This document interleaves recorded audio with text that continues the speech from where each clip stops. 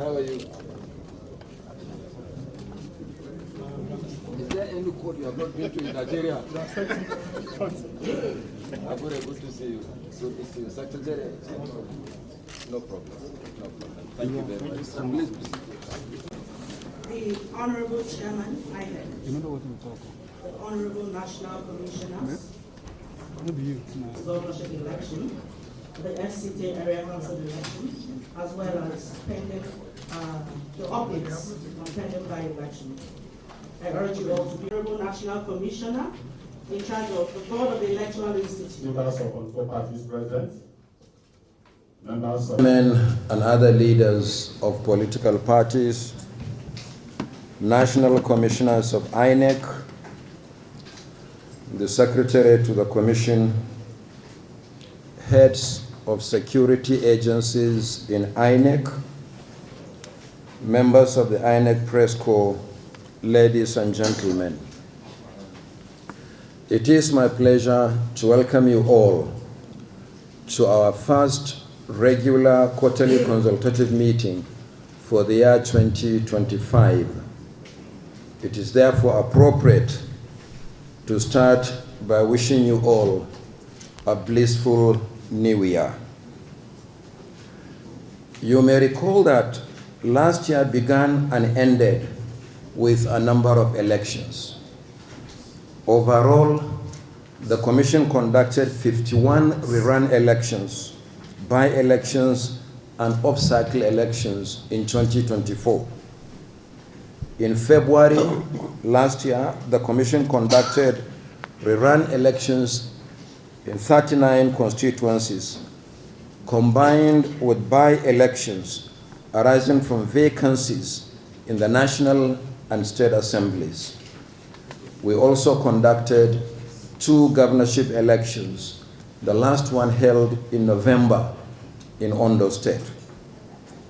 Furthermore, we had several electoral activities, including the continuous voter registration ahead of the Edo and Ondo State governorship elections, the publication of our 2023 General Election Report, and the release of the review report containing 142 recommendations arising from our in-house and external engagements with stakeholders. Similarly, we sustained our engagements with stakeholders.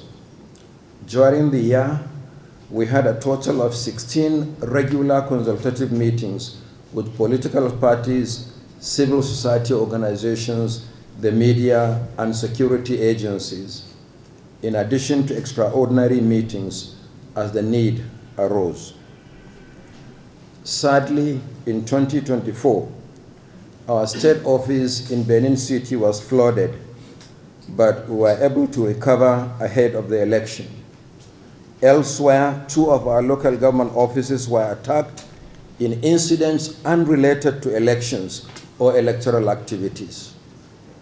In the headquarters of Ukum, local government area of Benue State, the place is known as Sankara. Our office, along with other public buildings and private institutions in the area, was attacked during a local protest against insecurity.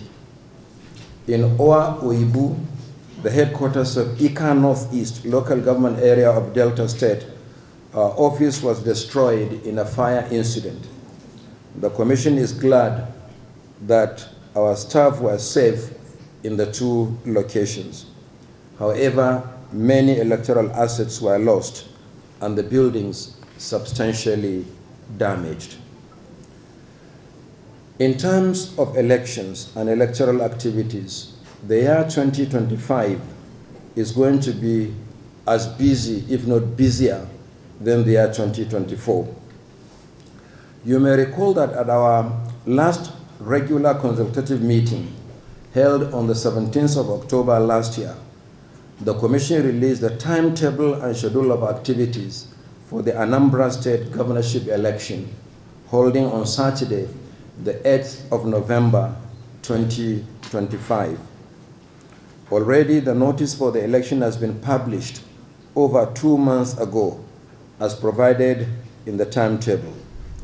The next activity is the conduct of primaries by political parties. May I remind leaders of political parties that primaries for the nomination of candidates for the Anambra State governorship election begins in the next 2 months.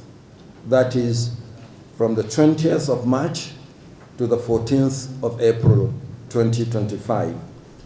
You may similarly recall that at our last regular meeting, we agreed that you will forward your schedule of activities for the election to the Commission to enable us work together and plan better for the deployment of personnel and resources for the monitoring of your party primaries and campaign activities in order to avoid the last-minute rush with the attendant inability to meet deadlines and unnecessarily dissipating our energy and lean resources. So far, only a few parties are in compliance. I urge those that have not done so to submit the details by the end of this week. Even as we prepare for the Anambra State governorship election, we are always mindful of our responsibilities for other elections and electoral activities.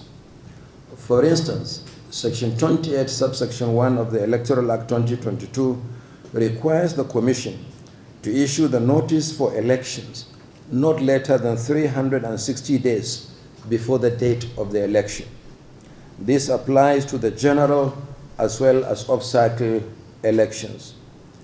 As we are aware, the Commission is responsible for the Area Council election in the Federal Capital Territory, the only part of the country where INEC conducts local government elections, and the only part of the country where there has never been a caretaker committee, where there has been regularity of elections, where there has been certainty of tenure, and where no one political party has ever won all the seats in the area council in the FCT.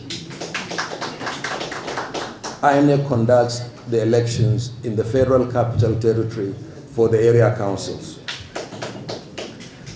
The last area council election in the FCT was held on 12th February 2022. By the affliction of time, the tenure of the current chairman and councillors ends next year. Consequently, the Commission has approved that the 2026 area council election in the FCT will hold on Saturday, 21st February 2026. Voting will take place in all the designated polling units across the 68 constituencies to elect 6 area council chairmen and 62 councillors. In compliance with the mandatory legal requirements, the notice for the election in the FCT will be published next month. That is on the 26th of February 2025. Primaries will be held from 9th to 30th June 2025. The candidate nomination portal will open from 9 a.m. on 21st July to 6 p.m. on 11th August 2025. The final list of candidates will be published on 22nd September 2025. Campaign in public by political parties will commence on 24th September 2025 and end at midnight of Thursday, 19th February 2026. The detailed timetable and schedule of activities for the election, as well as the list of constituencies and type of elections in the FCT, will be uploaded to our website before the end of this meeting. Hard copies of the 2 documents have been included in your folders for this meeting.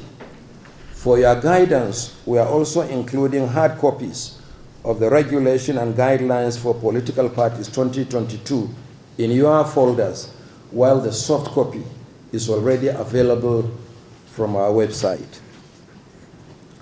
In due course, the Commission will come up with plans for other routine activities, such as the continuous voter registration and the conduct of outstanding by-elections.